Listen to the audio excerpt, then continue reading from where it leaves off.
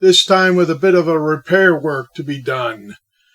Now, right up front, I'm going to tell you this is not my work, so I am fixing someone else's handiwork.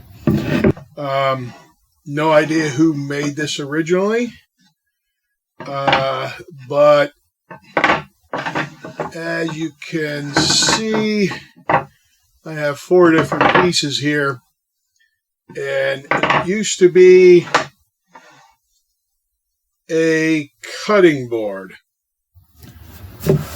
The person that had it decided to put it in the dishwasher, which, if you didn't know, you don't want to put anything wood in a dishwasher, especially a cutting board.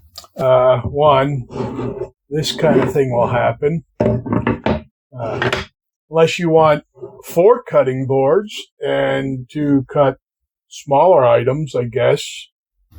I don't know, 4 carrots, maybe, separately. But if you plan on keeping it together, yeah, you do not want to put it in the dishwasher. I'm going to first work at, well, it needs to be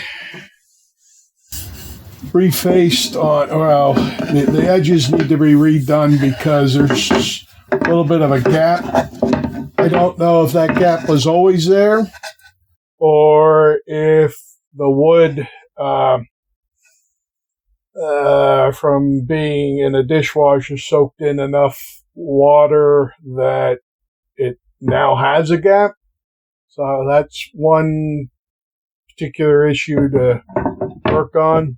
It is definitely needs sanding again. I'm sure the water had to do with that. Raise the grain. That's not a problem. And then, so I guess step 1, try and get it where the wood is back to something that can be glued together. We'll glue it back together. Give it some sanding. Put a finish on it, which will be obviously a food-safe finish. More on that later. There is some laser etching on there. On this, it says meats and poultry. And then on this side, it says fruits and vegetables. I don't know. After we sand it, those might end up disappearing a bit.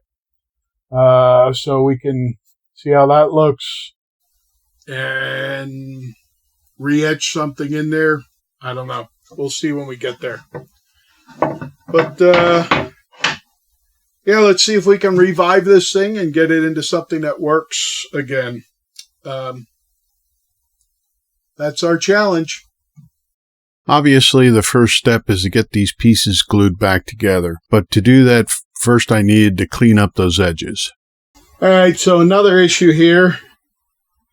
I put one of the edges on my level because it's a nice straight edge, and if I shine light on the other side, you can see right through it. So in the middle, so that means I have a bit of a cup going on here.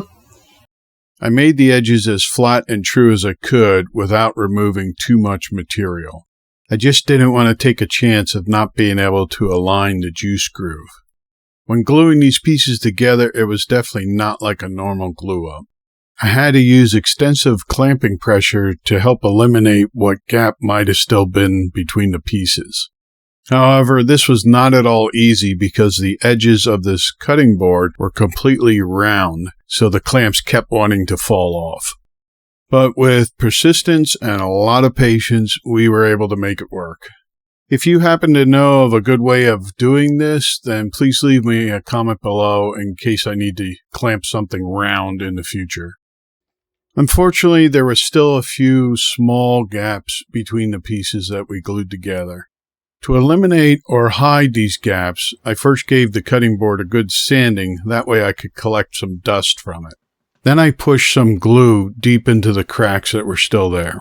Then using that dust I collected, I mixed that into the glue, making sure the cracks were completely sealed with it.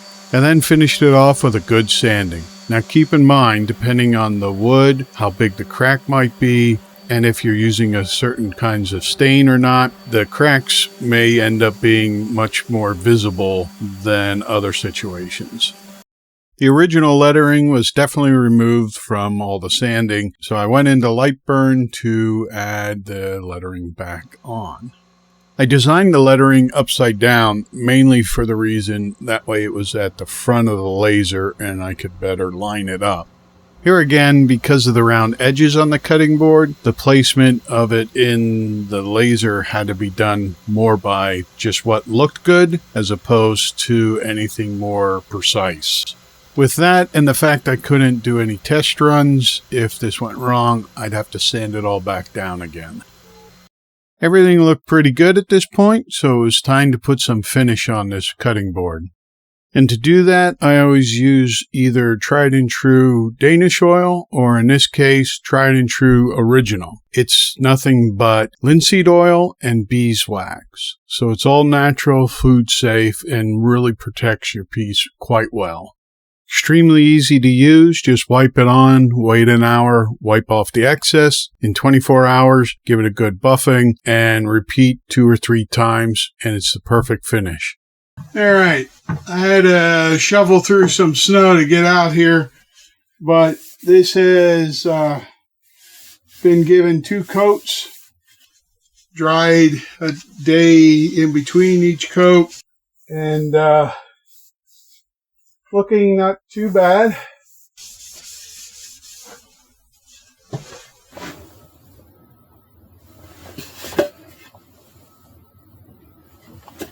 Hey, it still works, right? You're going to cut on it. So it's a piece to be used, not for show. There you have it. If you run your cutting board into the dishwasher, now you know what you're going to need to do.